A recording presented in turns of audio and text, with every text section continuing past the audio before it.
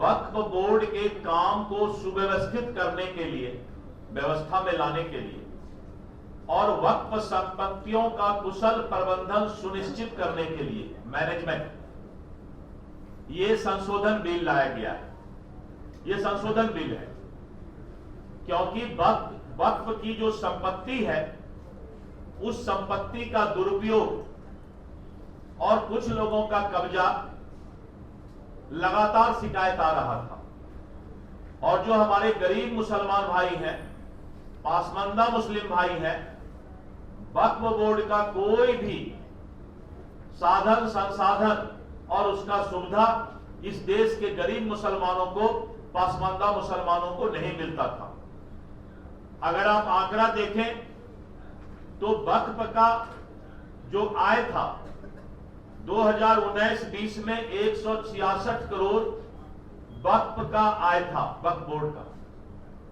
लेकिन 2020-21 यानी एक साल बाद ही 62 करोड़ रुपया आय कम हो गया और 104 करोड़ हो गया।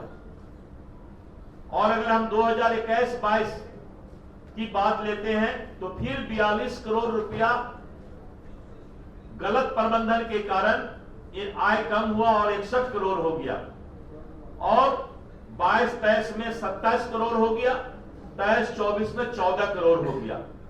तो 166 करोड़ का जो वक्फ का इनकम था, आय था, इन लोगों के गलत प्रबंधन के कारण और कुछ लोगों के कब्जा के कारण, व्यक्तिगत उपयोग वक्फ के संपत्ति में करने के कारण ये डाटा है, ये डाटा अपलोड किया हुआ है। और वक्फ के संपत्ति का कुछ लोग जो है गलत उपयोग करते थे।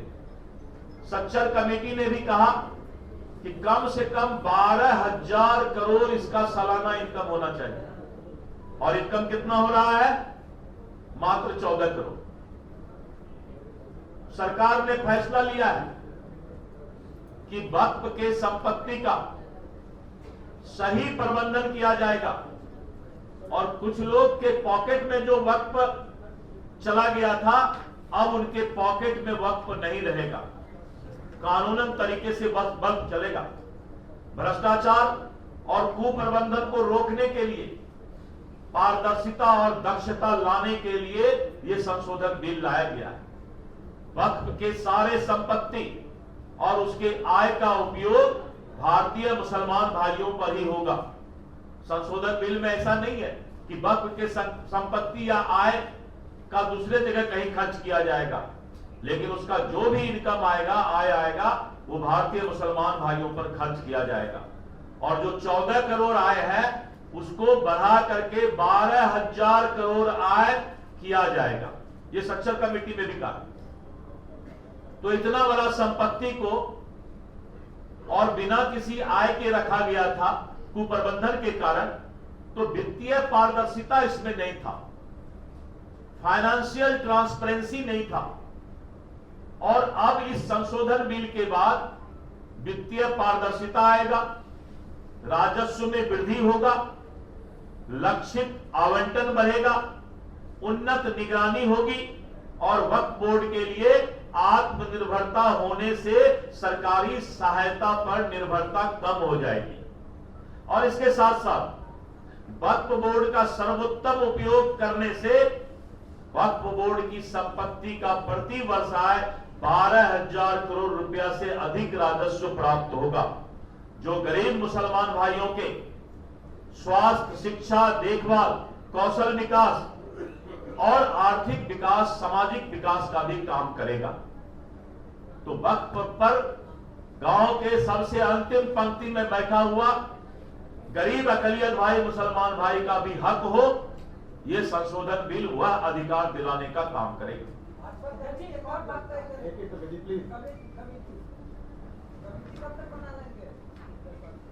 किस चीज का? अच्छा, अभी आप राजनीति इधर आ गए, अब वक्त पर पूरा हो गया ना। एक सवाल है कि संशोधन हम भी चाहते हैं, लेकिन हमारे सुझावों को दरकिनार किया गया, हमारी बातें एक एक करके आएंगे। आप आपके भी आपके हर सवाल पर आएंगे और मुझे खुशी होगी कि आप एक दो और सवाल तब तक तैयार कर लें संगठन पर। हाँ, कहा गया कि विपक्ष कह रहा है कि संशोधन हम भी चाहते हैं, लेकिन हमारे सुझावों को दरकिनार किया। ये लालू जी का एक वीडियो दिखाइएगा भाई, एक बार इनको दिखाइए, एक बार वीडियो पर आप लोग कैमरा करेंगे। लालू जी के अंतिम इच्छा का हम लोगों ने पूरा किया है, जो उनकी इच्छा थी। साउंड बढ़ाओ जी, फिर से चालू करो, साउंड बढ़ाओ। एक बार लालू जी का देख लीजिए, क्या इच्छा था वक्फ बोर्ड पर, किस तरह का दोहरा चरित्र नेता लोग रखते हैं।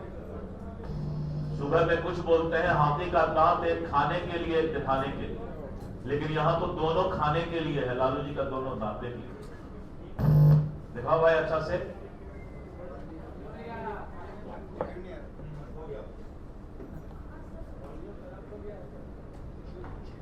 करने वाले लोग हैं, सब बेच दिया। ऐसा नहीं है कि कोई खेती वाली जमीन, पटना से डाकवाला पर जितनी प्रॉपर्टी थी, ये सब पर डिपार्टमेंट बन गया, सब लोगों ने लूट काट किया। आगे से खैर अब तो लाइए इसको पास हम लोग कर देते हैं, संशोधन आपका, लेकिन आगे से कड़ाई के साथ जो भी बंदियां बना रहे हैं, इसको संवैधानिक अधिकार दीजिए। और कम्युनिकेबल ऑफेंस के लिए अगर कोई बेचता है तो, और जो कब्जा किए हुए है सो, और ये सारे लोगों को क्रिमिनल मतलब नॉन प्लेबल इसको नहीं बनाइएगा, तब तक आपका ये क्षमता पूर्ति ये होता रहेगा। इसको बना दिया, उसको बना दिया, अब राज हो गया, काम खत्म हो गया। धन्यवाद। यही बात है। श्री एस.डी. शाही, इसको एक कड़ाई धन्यवाद, बहुत शुक्रिया। इस समय हाउस में श्रीमती सोनिया गांधी जी भी थी आप ग्रहण करिए। और मीरा कुमार जी हाउस को प्रेजाइड कर रहे थे, और लालू जी ने कहा क्रिमिनल धारा में वक्फ बोर्ड के जो लोग कब्जा किए हुए हैं, जो संपत्ति को बेच रहे हैं, उतना ज्यादा तो बीजेपी नहीं कर सकता, क्योंकि यही लोग फिर बोलेंगे कि सेकुलर पार्टी नहीं। अपने पिताजी को पहले पूछ ले तेजस्वी जी ठाके एक बार, पिताजी के भरोसे तो राजनीति कर रहे हैं। पिताजी का नाम अगर नहीं होता तो तेजस्वी यादव को कौन जानता? एक मिनट, पिताजी का नाम अगर नहीं होता तो तेजस्वी यादव जी को कौन जानता? आप ही में से कोई बताइए।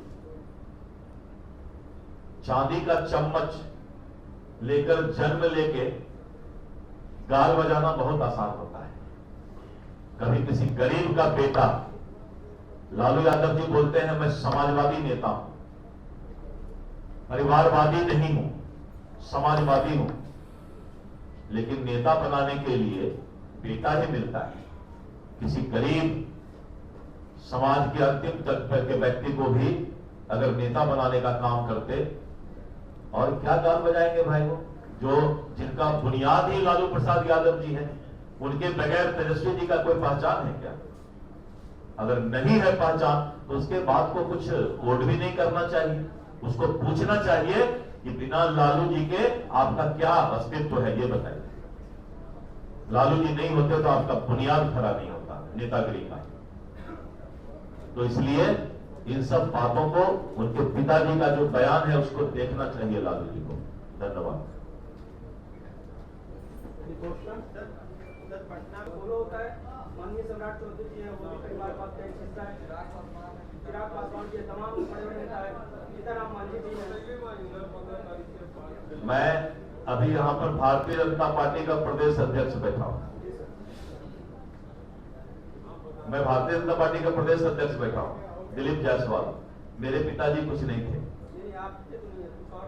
अब मेरे पिताजी कुछ नहीं थे, फिर भी भारतीय जनता पार्टी किशनगंज से लाके बिहार के अंतिम छोर, जहां पर कश्मीर के बाद सबसे ज्यादा अकलियत भाई मुसलमान भाई रहते हैं, अगर किशनगंज आइए तब पता चलेगा कि क्या गंगा जमुनी का प्यार होता है हिंदू मुसलमान का। मैं उस जगह से चुनाव जीत के आता हूं 18 वर्षों से, और हमारा वोटर जो है हमारे मुसलमान भाई ही हैं। मैं रमजान के महीना में चुनाव जीतता हूं जी, तो पार्टी ने खोज के लाया है। मेरे पिताजी कुछ नहीं थे, मेरे पिताजी को कोई जानते भी नहीं होंगे। इसमें से अगर कोई जानते हैं तो हाथ उठा सकते हैं। चलिए जिनको जानते हैं तो बाद में बताएं। आज तो दिलीप जायसवाल आपके सामने।